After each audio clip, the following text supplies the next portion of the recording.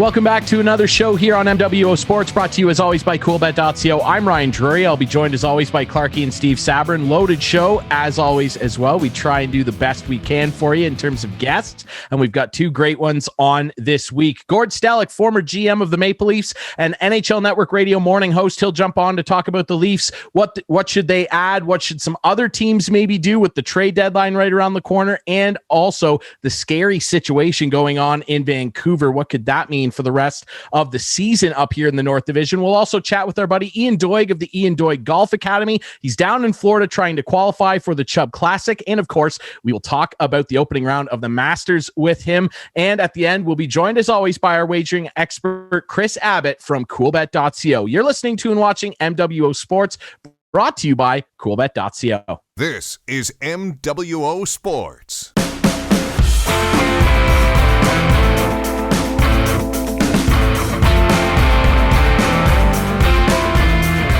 Welcome to MWO Sports, brought to you by CoolBet.co. Ryan Drury alongside Clarkie and Steve Sabrin. We're very pleased to be joined by friend of the show, returning friend of the show, I should say, Gord Stellick, former Maple Leafs GM, and of course, host on NHL Network's morning show. Gord, how you doing, buddy?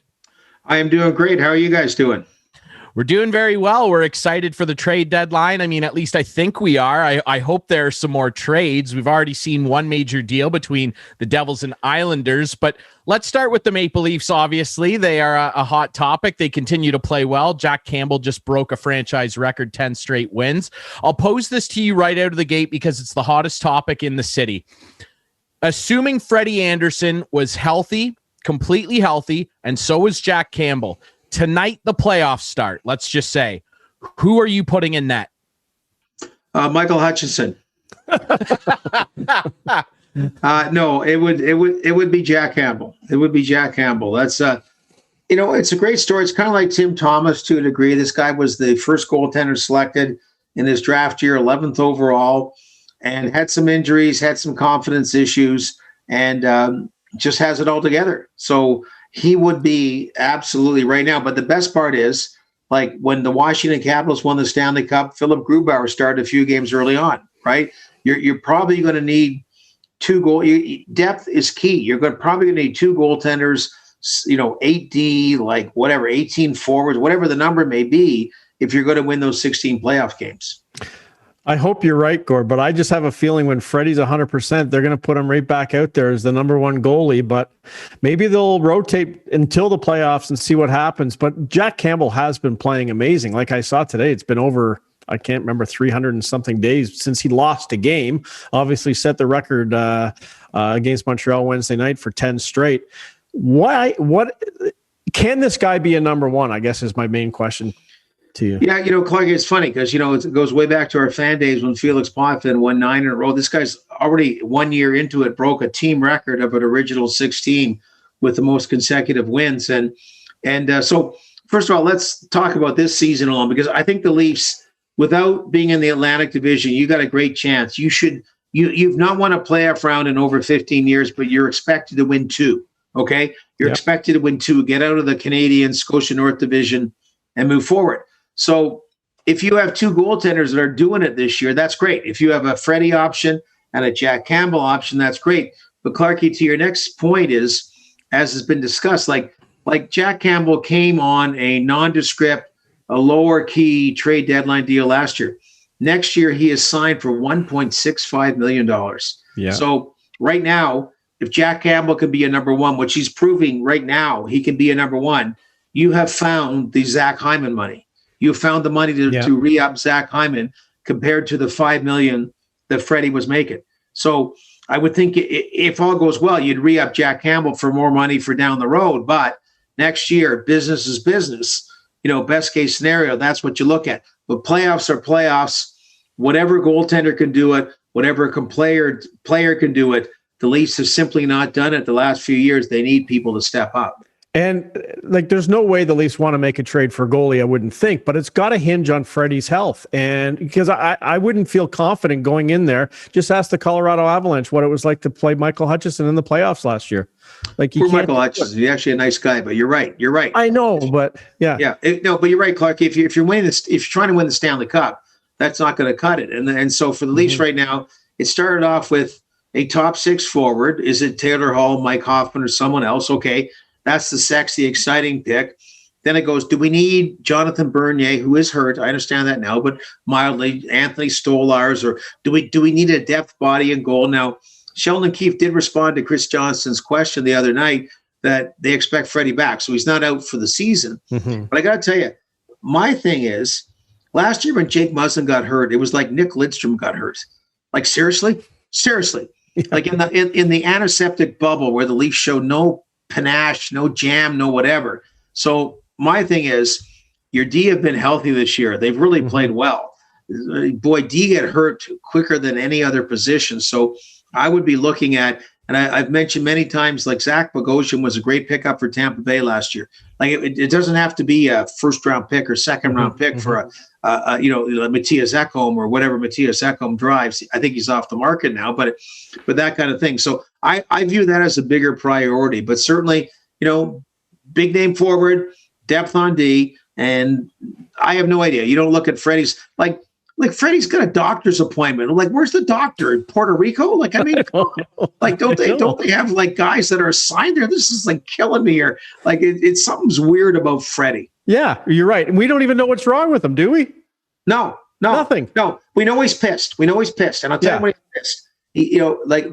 I think when he had to dress that Ottawa game and Michael Hutchison, let the first 2 shots in, and Freddie had to play 58 minutes because I like that he acknowledged. I'm big on Freddie. I think Freddie has been great. Playoff Freddie, no, not so much. Playoff Leaf team, not so much. That's where Cujo and Eddie Belfour, did it in the playoffs too.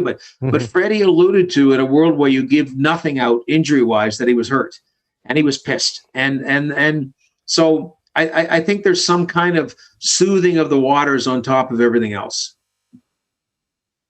Gord, what do you think of the two-way play of Auston Matthews? I was watching that game the other night, and that third goal when Hyman scored, Matthews dug it out deep in his own zone, able to get it out and push the puck forward. But that's got to be a key point going the rest of the way.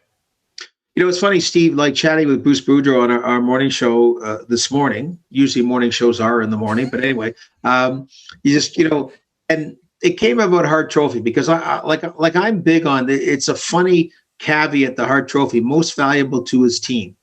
And I got nothing against Connor McDavid at all. Who would not want Connor McDavid on his team? I'm more looking what Nathan McKinnon is doing with Colorado. But Bruce brought up about Auston Matthews with Toronto and how he's improved his two-way game, how he's improved everything else. And you're right, Steve. It's like, I've been around the Leafs for a long time. Clarkie, you have too. You guys have as well. And since he won the Stanley Cup, the only mystique guy was Borje Salming. They were a great guy. I mean, Darryl Sittler, Doug Gilmour, Wendell Clark, Matt Sundin, Hall of Famers, some of them. But it just like Borje was the only mystique guy. Austin's a mystique guy. Like we have a mystique guy in Toronto right now. It's really neat. Like we got the leading goal scorer in the league. We got this guy that if you had to buy a ticket, and wouldn't it be great if fans are back there, that's what you would really pay to see. So I don't know what the risk situation was, but obviously it put him off a little bit. But you see him back on track, and wow, like we're so fortunate in Toronto to be able to watch that. Absolutely right, Gord. I mean, he's a freak of nature. I mean, it's just not very often that guys like that come around that can score goals like he does. And as a matter of fact, since he came in the league, he leads the league in even strength goals. So there's something to be said for that. I want to ask you a little bit about what's going on in Vancouver right now. And it's a terrible situation with the Canucks, but just beyond obviously how it's affecting their team, which is, the most important thing, and the team's families as well with this COVID situation.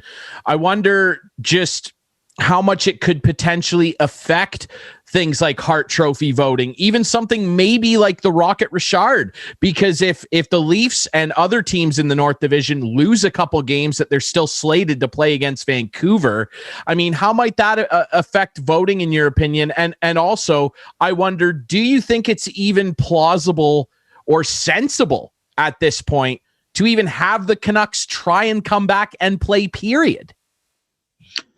Yeah, Ryan, the voting, I mean, we as media members, whoever votes do it. So I really can't speak for them, but I would hope that if, okay, for argument's sake, whomever is going for a trophy plays 3 or 4 less games, that you would be able to just judge and make the best possible judgment possible.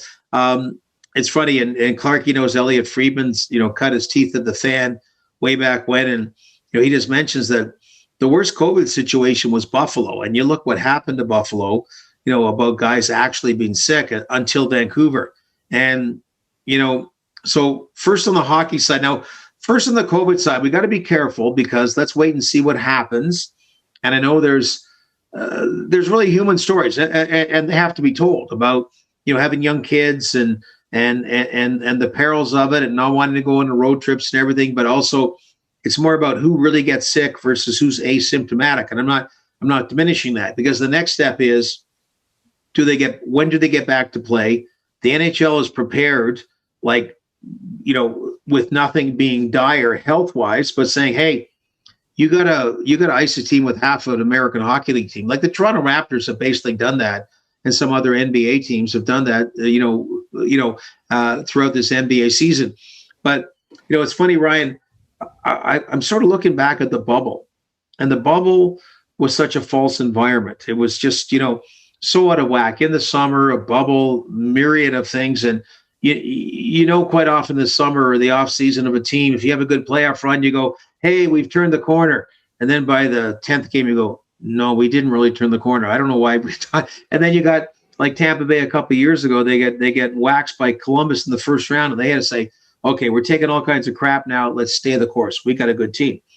The bubble had so many elements to it. So you got Washington, St. Louis, Boston, all had horrible experiences.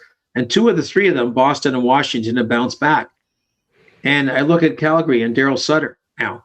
Like Calgary, they're in the bubble, and Mark Scheifele and Patrick Laine get hurt in the first period they're playing against them. And they think they're a better team than they are. And, and they rinse their coach and they move on. And Vancouver went the deepest of any Canadian-based team. And they've got a lot of great young talent. But you know what? They weren't there. They're not where they thought they were. Just like on the negative side, the Toronto malaise against Columbus. Like, guys, were you disinterested in coming to summer hockey camp or something?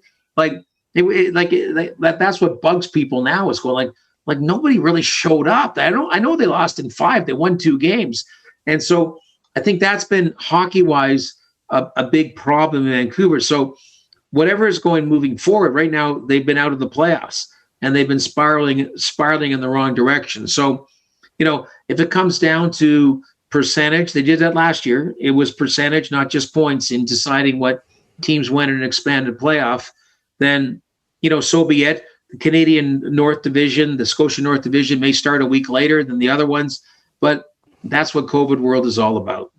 The Leafs have 4 games left against Vancouver, and you would think, oh, that should be 4 wins, but the last couple of times they played them, they lost. But it just shows you how sensitive this issue is, doesn't it, Gord? Because, when I heard William Nylander was out because of COVID protocol the other day, I'm like, if this screws up this season, I'm going to be really upset. But it's so sensitive, and it can just turn on a dime. And I just hope everyone is so safe and really careful what they're doing. Yeah, Clarkie, right after, because of the Vancouver situation, the game yesterday was a little bit in doubt for a bit, and then the NHL went back to what they've been doing, and they've been doing it right. We've heard a number of games throughout the league that were a little bit in peril during the afternoon, and then they kind of really looked at it. And I don't quite know all the William Nylander story, but going down the rabbit hole, I don't want to go totally down the rabbit hole, but it sounds like he was exposed to someone who tested positive, he tested negative. Whatever. So in the protocol of the NHL, they removed him, but they did not have to cancel the game.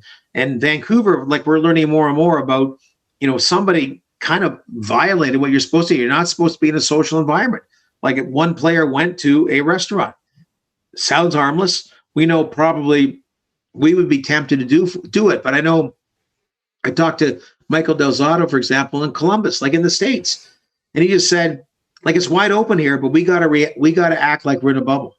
And he's in the States. He can go all these places. In Canada, we have more restrictions that way. And I guess it's just kind of reinforcing if you're going to, because the NHL got cut a lot of slack by the different health agencies. You got to be the league that says, hey, 4 Russian players play a card game in Washington's Capitals team in someone's room. Yeah, you're all out, right now, because you simply can't do that. Now, the Caps went on 1 every game, but I mean, you got to treat it really seriously, because you're getting a lot of leeway from certain government agencies. You talked about staying the course in the Tampa Bay Lightning, what they did, and then eventually winning. The Leafs before their 8-0-1 roll were 1-6, and things weren't looking good. How hard is it, Gord, as a former GM, to just say, you know what, we have a good team, let's not panic? Because like the fans, I was saying, they got to fix this, they got to make a trade, they got to do something. Obviously, that's why I'm a fan and not a general manager. But how hard would it be? Well, you got to appreciate the fans. You got to love the fans, and that's part of being a fan, because back then, Clarky, that William Nylander was out of town, the goaltending was out of town, whatever it may be.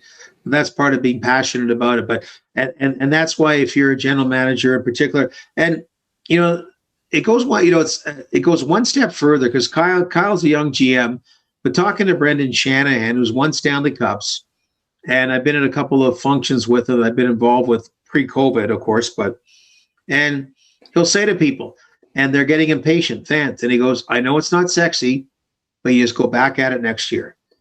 And, he's been through that, right? And actually ultimately won Stanley Cups. But, so he always believes in that. So don't, first of all, nobody reads the papers anymore. That's not a shot at the writers. I loved reading the papers. But as far as don't let this stuff get in your head, just, keep in context that you got these passionate fans and whatever, and stay the course if what you believe is truly the right course to stay.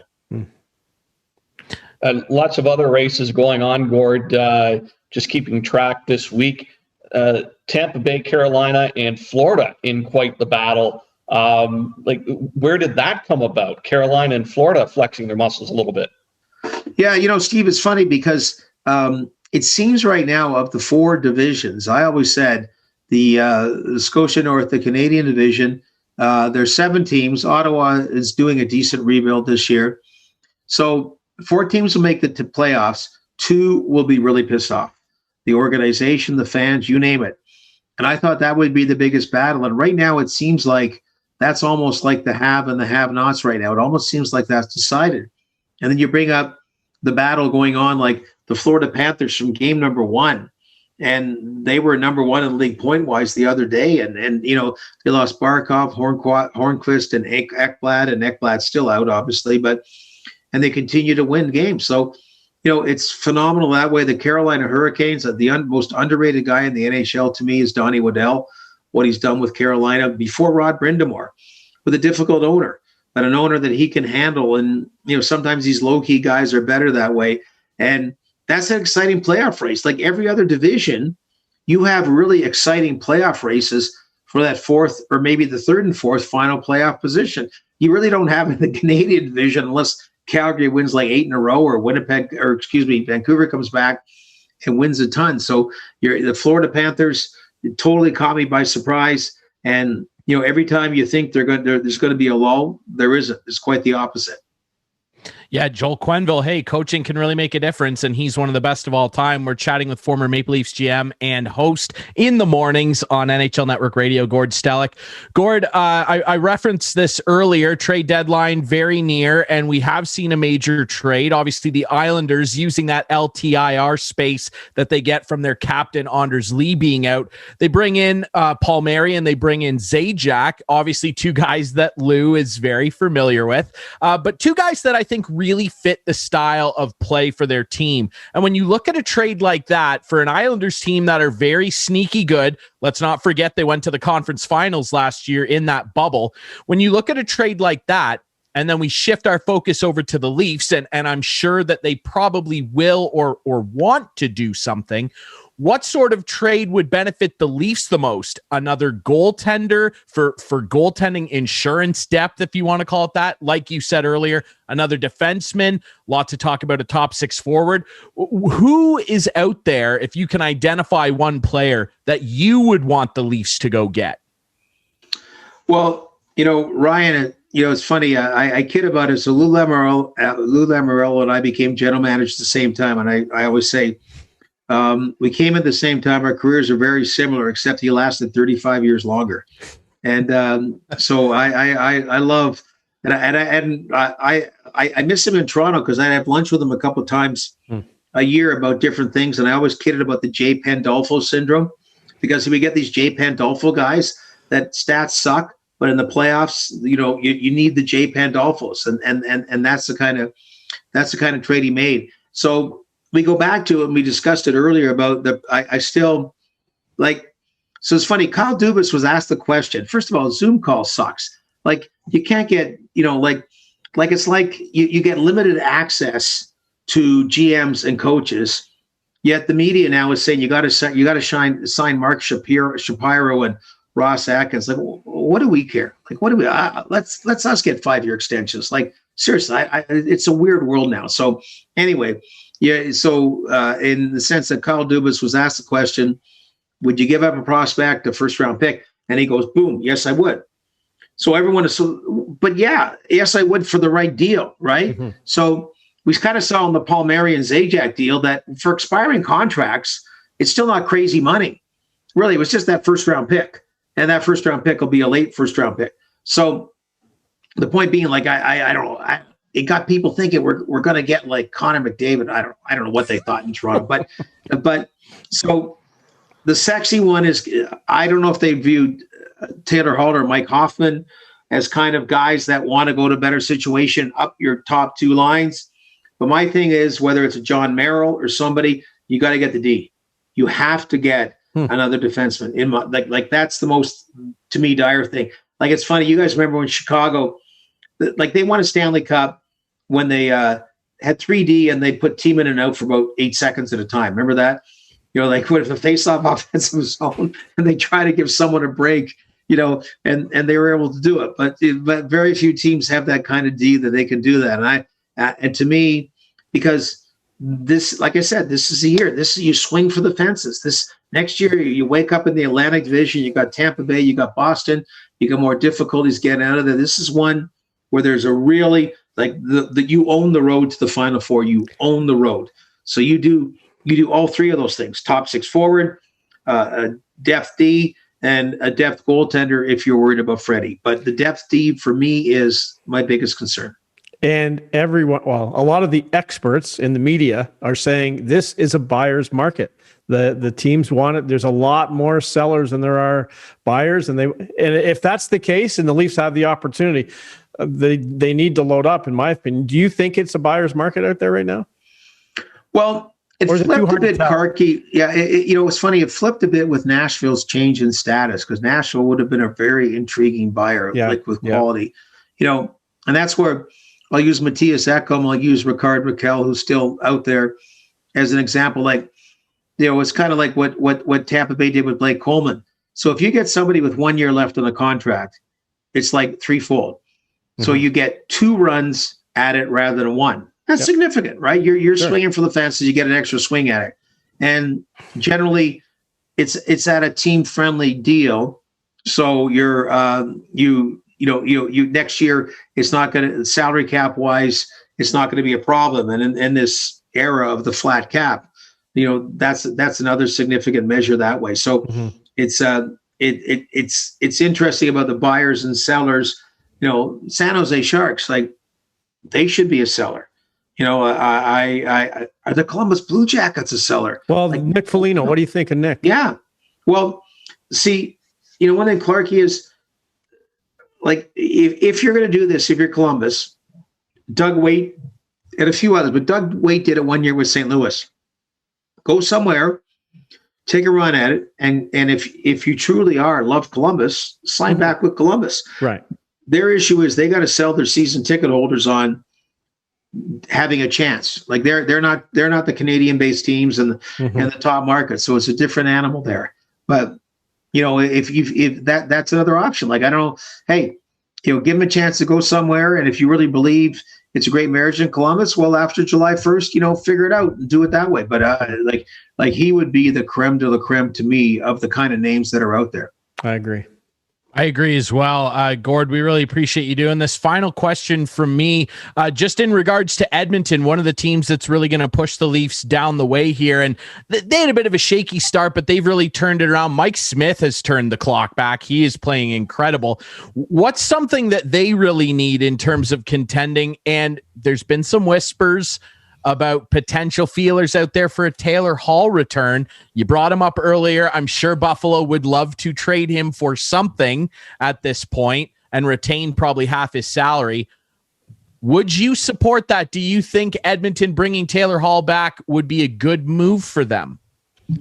Hey, Ryan, Taylor Hall won a Hart Trophy. Like, it's like all of us, what's your best moment in life, which is not accurate? And what's your lowest moment in life, which is also not accurate in defining yourself, right? And Taylor Hall right now is in his lowest professional moment in hockey life.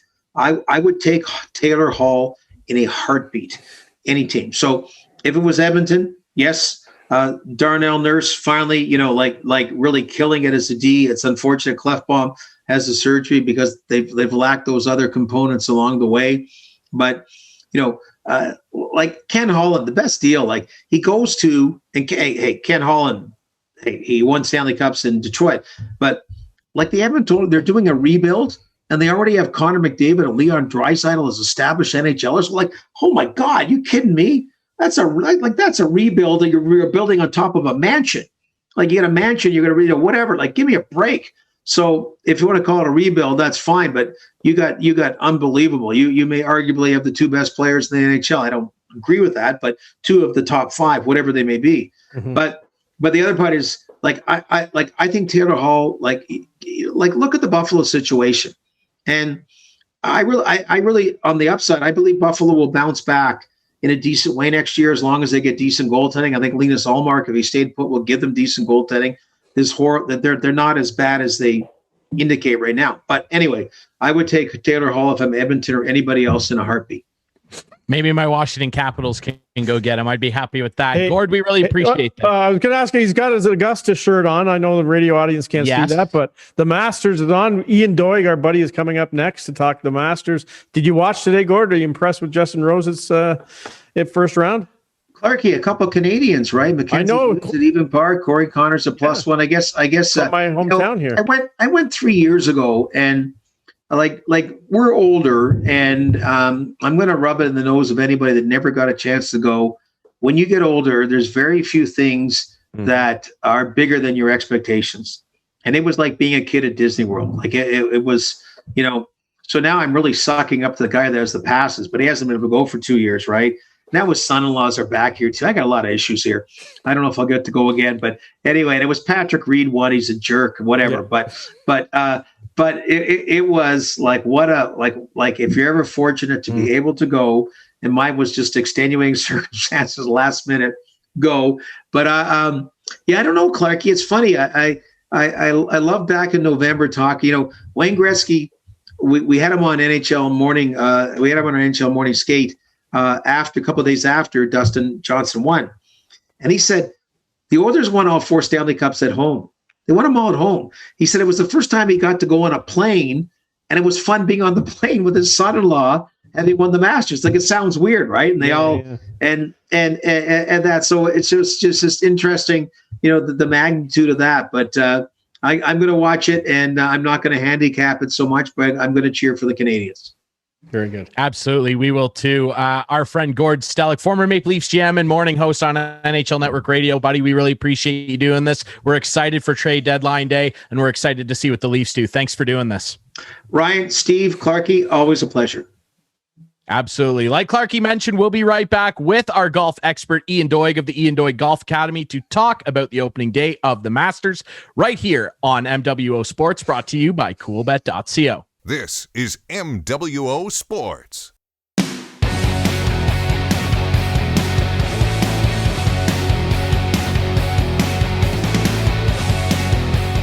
Welcome back to MWO Sports, brought to you by coolbet.co. We thank our friend Gord Stellick of NHL Network Morning Radio for joining us in the previous segment. Ryan Drury still alongside Clarky and Steve Sabrin. We're very pleased to be joined by friend of the show, returning guest. What's this, your 10th, 11th time on the show? Ian Doig from the Ian Doig Golf Academy from sunny Florida. Doigie, how are you? I'm doing great, guys. Thanks for having me on again. What's going on in Florida? Well, I'm down here trying to qualify for the Champions Tour event this week, the Chubb Classic. Beautiful. So I tee it up tomorrow morning and got to put a good one together and see what happens. Well, we'll be rooting for you. And of course, we're rooting for our buddy Corey Connors and Mackenzie Hughes, of course. And hey, Mike Weir's out there still hacking it around as well, our 3 Canadian friends. But let's talk about the opening round of the Masters overall. Juston Rose jumps out to a monstrous lead. I mean, he just had an unbelievable day hacking apart Augusta National. He is at 7 under. And then there's a tie at second where it's Matsuyama and Harmon, who are tied at 3 under. So Juston Rose ending day one with a 4-stroke lead, Doigie. What was it about the way he played today that allowed him to do that? Well, I'll tell you what, it was really funny. He was 2 over par going into the 8th hole today and got a great bounce on his second shot on the par 5. His ball was 3 feet from going left and down into the trees and into more trouble. But it bounced right, caught the corner of the mound, kicked down by the hole, and he made the putt for eagle. And from that point on, he was flawless, absolutely flawless. Played a great round of golf. And I like the position he's in now because he played late today. He has an early tee time tomorrow. There's supposed to be a little more humidity in the air. Greens might be a little softer in the morning. He could really, if he carries on the momentum, he could really distance himself from the field. You know, while I was watching him today on 15, I think the par 5, and, you know, us elite players, we can shape shots however we want, right, Doigie? But yeah. He was pretty much down the middle of the fairway, and he tried to cut it or do a draw into the green, and he just hung it out to the right. Why do guys, when they're in position like that, just don't go straight at it? Is it just feel? Is it like, that's my shot? Because he left it like 15 yards to the right in the bunker. Of course, he birdied the hole anyway, but what goes through a golfer's mind in that position instead of just going straight at the pin? Well, a couple of things. First of all, he made a great bunker shot to get it was absolutely phenomenal. But what we can't see on the telecast is that fairway slopes right to left where he was. So the ball's a bit above his feet. And when the ball is above our feet, we tend to pull the ball so it'll work right to left. So he was trying to aim it just inside the bunker line and then just left the face open a little bit, and that's why it caught the bunker. He was trying to turn that over. He just didn't pull it off. That's all. Any surprises today that you noticed in the first round? You know what? I wouldn't call it a surprise, but Brian Harmon. Brian Harmon's in the hunt because he's a great putter. He doesn't hit it very far. So as long as the golf course stays hard and firm and fast, I think Brian Harmon could be right there in the hunt right till the end. He's played well recently. He finished, I think, 3rd at the TPC. He made it to the quarterfinals or semifinals of the match play. So he's been playing well. If we get the rain that they're talking about, that will really hurt his chances. That would be the one big surprise that jumped out for me. A couple of the other guys, I mean, Zalatoris, this kid is just unbelievable. So I expect him to have a long and very lucrative career. The boy, he can flat play. I mean, he's really good. And then after that, you know, you'll always have in the Masters somebody that you really haven't heard of in the opening round has a great round. And I think that comes from the adrenaline and the anxiousness and wanting to be at the Masters. You know, maybe it's their first time and you get excited. I mean, driving down Magnolia Lane is absolutely, you know, the hair stands up in the back of your neck when you arrive. It's crazy. Hey, is the course playing firmer than usual? It seemed pretty hard today. Yeah, very, very firm. They haven't had much rain. They haven't had much rain. Okay. And the golf course, just looking at the coloring of the greens, that's typically what they look like on Sunday afternoon. And they're looking like that on Thursday. And even Thursday morning, they were brown and firm looking. You know, the chip shot that Corey had on 13, where he ended up making the double bogey, he was going along very nicely up until that point in time. Very solid round of golf. And, he hung his second shot out to the right, again off of a hanging lie, expecting to probably pull it left into the middle of the green. And he hung it out to the right, went in the water. And then he chipped it over the green. And then the next chip he had was very delicate, and he chipped it, 20 feet past and 2-putted for the double. So the greens are very, very firm, and it is tough to get the ball close to the hole. Have you been there with our friend? Oh, go ahead. Corey, I was just going to, have you been, I know you've been to Augusta, but have you been there as a patron watching the Masters? I have. And would you follow? I'm just curious. Would you follow a group, or would you sit and perch and watch a hole? I've done both. Okay. The last time I was there, I took my high-speed camera with me, and I during the practice rounds, I popped down on the 17th tee, and I videotaped every player that played in the tournament. Videotaped their swing, so I have it down the line. But depending on who I'm with, they want to see the other parts of the golf course. I've been fortunate enough that I've got to play it, so been there, done that type of thing. Although it is still exciting to go back. Yeah. Chatting with our friend Ian Doig of the Ian Doig Golf Academy. He's down in Florida trying to qualify for the Chubb Classic, and of course we wish him luck. Doigie, I want to talk to you about Corey and his opening round. You touched on it a little bit there. He had a little bit of difficulty on some holes. I thought his opening 9 was very good. He was solid, but like you said, he ran into some difficulties in the latter half of his round, and he could easily, without those, I don't want to go as far as to call them mistakes. He could easily, without those, though, probably be about 2 under. He's 1 over, and he's tied for 20th. Mackenzie Hughes just a little bit ahead of him. He's even par, tied for 13th. Overall, both of those Canadian guys, what did you make of their opening round, and where can they improve on the course? I thought they both played very well. I looked at Mackenzie, watched him play a little bit, and looked at his card and his stats. Very solid. Couple birdies, couple bogeys. On Augusta on a day like today, that's very, very good. Hasn't played himself out of the tournament for sure. In good shape going into the next 3 days.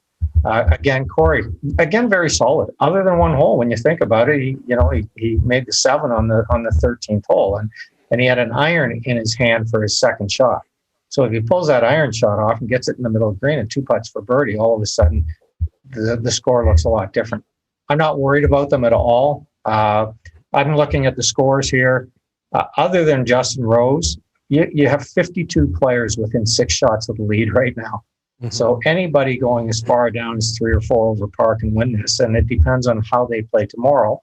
And if they get the rain they're talking about, even the guys that play in the afternoon where it typically gets windier and firmer, if they get the rain, the golf course won't be as firm, and anybody can shoot a low score, get themselves right back in it. Even somebody like Rory that's way back, right? I could see him coming back into the tournament. It's got to be a different feeling with the Masters too, with no Tiger in it. As we wish Tiger well to get better, but it's got to be a different feeling without him in the field. Well, if you just listen to the other players talk about him not being there and how they miss him, of course it is. For this generation of players, so since 1997 when Tiger won for the first time, Tiger is synonymous with the Masters. For me, it was Jack Nicklaus was synonymous with the Masters. But everybody, when you think about the Masters today and the green jacket being put on, you think about Tiger. He's either had it put on himself or he's been putting it on somebody, 8 times now? So, in the last 20 some years, so that's pretty crazy. But yeah, they miss him. The tournament misses him. And we just hope that, that he can heal up and be able to come back and play. I want to ask more about sorry. Go ahead, Clarky. I just wanted to ask a little bit more about your qualifying for the Champions Tour down there in Florida. What course are you playing, and where do you have to finish? And have you played the course before, Doigie? We're playing a golf course called Stony Brook, which is in Estero, Florida, just north of Naples. I played 3 practice rounds already this week. So I've got a feel for the golf course. Depending on what the wind does tomorrow, it can play very, very difficult. Thank God we're not playing the back tees because it's 7,300 and change from back there. There's one par 3 that's 271 over water, but I know we're not playing the back tee. Thank God. I'd be ripping a driver at that one. So, you know what? There's 114 players, and I have to finish in the top 5 tomorrow. It's a daunting task, but if I can play well, hit the ball like I have been since I've been down here. I've been down here a little more than a week, and if I can continue to swing the way I have been, you know what? It's doable, and that's all I'm asking for is a chance. How many Canadians would be down there? Actually, quite a few. Let's see. We have Dennis Hendershot, Alan McLean, myself. David Moreland's already in the next qualifier. And there's a couple others I can't think off the top of my head. I think there's probably half a dozen here. Nice. Yeah, so. That was what I wanted to ask you about, Doigie. So, Clarky, well done there. Great minds think alike. I would like to ask you this, Doigie. The Masters, it's always such a fun time of year. We love rooting for Corey here, obviously, and watching Mackenzie Hughes and DJ and Koepka, all the big names. Really anybody but Patrick Reed. And I'm curious, though, there's been a lot of talk lately up here in the media about, all-time flops at the Masters, whatever you want to call it, choke jobs, whatever. The guys on Overdrive always like bringing up Greg Norman, the old great white shark. What, in your opinion, you've golfed for a long time and you've watched golf for a long time, been around the game more than any of us combined. What is the greatest golf meltdown of all time, in your opinion, that you remember watching? Maybe you were there in person. Well, the Norman one at Augusta, when Nick Faldo won, certainly comes to mind. I happened to be in the area. I was actually playing on the Nationwide Tour at the time, and we had a tournament in South Carolina. And so, very close proximity. And I was playing on the Sunday, so never got to watch any of the golf. And when it finished and I saw that he had lost, it was quite surprising. But probably for me, it would be Jean Van de Velde at the Open Championship at Carnoustie. If I had been his caddy, I would have taken the driver, the 3-wood, the 2-iron, the 3-iron, the 4-iron, and the 5-iron out of his bag when he got to the 18th tee and left him with a 6 and a 7-iron to play the hole, because all he really needed to do was hit 7-iron, 7-iron, 7-iron, and he would have won the golf tournament. So Jean Van de Velde. And I actually played a bit of golf with Jean back in Asia and Japan on the Asian tour back in the 80s and early 90s. And so that was a little gut-wrenching for me. We had hung out and had a few beers over the years, and I've got to see him since then. And you know what? I think it scarred him. I think it left a big scar, and his career has not been the same ever since. He did come up and play in Canada on a couple Canadian Tour events after that, and I was able to see him and have lunch with him then, but definitely changed his career path for sure. Good luck in your qualifying. We want to hear about how you're doing. We'll be rooting you on, just like we're rooting on Corey, of course, here in Listowel. We really appreciate this as always, buddy. Good luck in the tournament and stay safe. Thanks, guys. We really appreciate you having me on as always, and we'll keep in touch, and I'll let you know how I do tomorrow. Absolutely. Can't wait to hear. All right, we'll take one last quick break here on the show. When we come back, as always, our wagering expert, Kris Abbott from CoolBet. We will, of course, be talking mostly about the Masters. Stay tuned here on MWO Sports, brought to you by CoolBet.co. This is MWO Sports.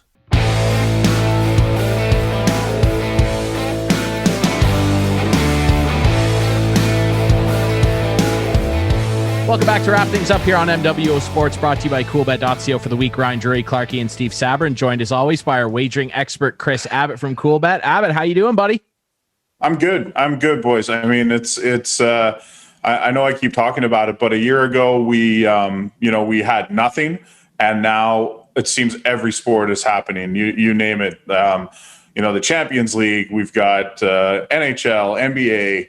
Major League Baseball, the Final Four just wrapped up. Let's move on to the baseball world. And just in general, I'd like your opinion, Abbott, on teams that you like betting on so far. We're about a week into the season. The Jays look fun so far anyway, when Tanner Roark's not on the bump anyway. So they've been fun to watch. Vladdy's off to a good start and all that. I want your opinion on the Houston Astros, though. Obviously, they're a really good team, and that pains me to say it. But the other day, Dusty Baker, who, of course, took over for AJ Hinch after the cheating scandal, came out the other day and said he's upset and he's a little hurt that fans, now that they're back in ballparks, are picking on his Astros. Now, of course, only 4 members of that cheating team are still there: Bregman, Correa, Altuve, and the 4th one escapes me right now. But he's a little upset. Yes, Gurriel, Yuli Gurriel. He's a little sad and disheartened, poor Dusty, who, to his credit, is a really great guy, that people are still angry at the team. And I don't know if you saw it the other night. It was so picturesque. A guy in, I believe, LA threw a blow-up garbage can onto the field, and it landed right in front of a sign that said, "Know the signs." It was picturesque. Your opinion on that overall as a sports fan? He says they've been punished enough, which is a joke. That's where he made a mistake. Your opinion on that just as a sports fan, and your opinion on them in general and the baseball scene so far in terms of gambling? Sure. So let me start with the gambling question. I think they're being undervalued on money lines early on. I actually was quite surprised to see the price you could get on this Astros team that is still very, very, very good on the baseball field. How I feel as a sports observer about them getting booed and Dusty's feelings. Too bad, Dusty. Like, you guys got to wear this one as long as it happens. Like, you were caught using, electronics, and I don't know if Altuve was really wearing a buzzer. I mean, that would be the ultimate. But yes, you were caught doing more than relaying signs from second base. Did other teams also do it? Probably, but they didn't do it and win a World Series. Well, maybe they did and get caught. So listen, the fans have every right to do what they're doing. I enjoyed it. I can go watch their first couple of games of the year. A few guys got hit with pitches, and listen, that's going to happen. They did not get punished enough, frankly. Most guys got away scot-free. So, everything they get is well-deserved. I think he's trying to protect his team or whatever, and it's probably going to get old. But you know what? It's like the bully. If you ignore the bully, he goes away. If you just ignore the fans booing it, they'll give it up eventually. But don't get in your feelings, Dusty Baker. Absolutely. I completely agree. Really quick, let's talk about NHL Trade Deadline. It's fast approaching. We're excited to see what maybe the Leafs do and the other Canadian teams as well. I'm excited to see what Ovi and the boys maybe latch on to as well. As a Caps fan, what can we expect in terms of betting on CoolBet for NHL Trade Deadline Day? Are there any trade deadline specific bets that people can look into? Yeah, we'll have some props up. Our guys are working on them right now. It'll be, over under number of trades on the actual trade deadline day. Where certain guys who are left come Monday, where their destination will be, things like that. They're right now just trying to get a feel for the early trades coming in. Like, obviously, Kyle Palmieri is a big piece, is off the board. So that's something we're going to monitor as we go forward. If any other big names get traded, and that'll shape the number come Monday. But we'll have some offerings there for sure. And I think the New York Islanders made a huge splash. I think Travis Zajac will be a very, very underrated addition for this team, the way they play going into the playoffs. And especially after losing Anders Lee for the season, getting Kyle Palmieri to replace that goal scoring is absolutely huge. I don't think you can quite replace the type of player that Anders Lee is, because he has a bit of an edge, and obviously he's their captain, and he has goal scoring ability as well. But I think they've done a good job addressing that, and I think that puts them at the top of that division, if you're asking me. The Capitals, I'm not sure. I'm not sure about their goaltending. They're a little bit long in the tooth, but they're going to be right there. I think this trade certainly cements Islanders and Caps 1A and 1B. Boston, with all the injuries they're dealing with, I think they're going to eventually fall behind there in that division. Rangers, Penguins, not really worried about them. I'd be worried about the Rangers in a year or two, though. I really like what they're doing. So when it comes to the Maple Leafs, I don't know that they need to add a whole lot. I mean, they've got a pretty good thing going on there. If they had maybe another guy that could play top 9, play in the bottom 6, but be able to fill in up top when need be. That Engvall-Mikheyev line, I mean, those guys can skate like the wind, but I mean, they might as well play without sticks, the two of them. So it'll be interesting to see. I mean, I think Toronto looks really good though. Like, and the way they're playing the game defensively is the hallmark, right? Like, the Jack Campbell story has been awesome, but he hasn't done it by himself. And this team's defense and penalty killing, which is not something we've lauded the Maple Leafs for in a long, long time, has been really impressive to me. So looking forward to see what they do. More impressive than the power play, that's for sure. Have the odds moved up or down for them, Kris, for the Leafs? What do the odds look like? They're a co-favorite at about plus 500, plus 550 with Tampa Bay. I think Tampa Bay is a little bit overrated. I don't think they're going to be the team to come out of that division, to be honest with you. I think right now Carolina is about plus 1,200 to win the Stanley Cup, and I think that would be a good bet. I think they're going to be a very, very tough team to beat in the playoffs. Can you imagine if it's Carolina and Toronto in the final and David Ayres gets to play again? Oof. Wow. I don't think that'll happen, but that would certainly be a storyline. There's people in Edmonton who are hoping for a Carolina-Edmonton Stanley Cup final, but I mean, I don't know that the Leafs. it'll be interesting to see if the Leafs can get out of this division, and then should they, what will the future bring? They better. Well, you know what? Winnipeg's going to present a challenge. I think that's the only team that's really going to present a challenge. Yeah, you're probably right, but the Leafs are better, and they better win. It's time. Anyway. Yeah, they better. The pressure is on. Absolutely. Steve, go ahead. Yeah, Chris, just quickly too. I know my son Paul had Zaga going all the way in the NCAA March Madness. He was pretty put out about the performance they put in the final, but how much upsets were there betting wise in that, especially with the lopsided score? Well, so on the actual final, when it came down to that day, most people were taking the Baylor spread. They thought that Baylor was getting too many points as an underdog there, and certainly it turned out to be the case. But during the tournament, the number of underdogs that won was almost unprecedented early on. We still had 2 1 seeds in the final. And then, of course, Gonzaga was a public favorite all the way through. And, we all know what happened. I mean, Baylor was just flat out the better team. So I don't think the final game was so much of an upset for the sports books. But I think the way it happened was a little bit surprising. And everyone expected the total to go over. I think it was 159 points, and we missed that by 7 or 8. So if you had the stones to bet the under in that game with 2 really good offensive teams, it worked out for you in the end. But, it was a great tournament overall. It absolutely was. And speaking of great, it's just a great time of year to do bets, and Cool Bet's your place to go. I will admit I have been a degenerate the last week with baseball back on. I have been sprinkling cash all over the place. Remember, guys, NHL Trade Deadline's coming up. Like Chris said, they're going to have props up for that. There's baseball, World Men's Curling, Wrestle Mania, which is completely real, Clarky, and lots of other great stuff to bet on. Abbott, as always, buddy, we appreciate this. Thanks for doing this. Absolutely my pleasure, fellas. Talk soon. All right. Remember, you can listen to this show on Friday nights at 6 on CKNX AM920, CKNX.ca. Unless the Leafs play at 7, then we will start at 5:30, leading into Leafs pregame at 6:30. Remember, you can catch every single Leafs game and their pregame shows on CKNX AM920. You can catch all the Jays games on CKNX AM920 as well, unless they conflict with the Leafs. Leafs get priority, unfortunately. Jays fans, sorry about that. We do what we can here, but they're going to play a lot longer. Well, maybe not too much longer, Clarky, for your sake anyway. You can find us on all the best podcast apps. Follow us on social media. You can watch the show Friday nights at 8, Sunday nights at 9 with our friends on Whiteman, debuting Friday nights at 9 on YouTube as well. For myself, Ryan Drury, that's Clarky, that's Steve Sabrin, that's our wagering expert, Kris Abbott from CoolBet. We appreciate you listening to and watching MWO Sports, brought to you by CoolBet.co.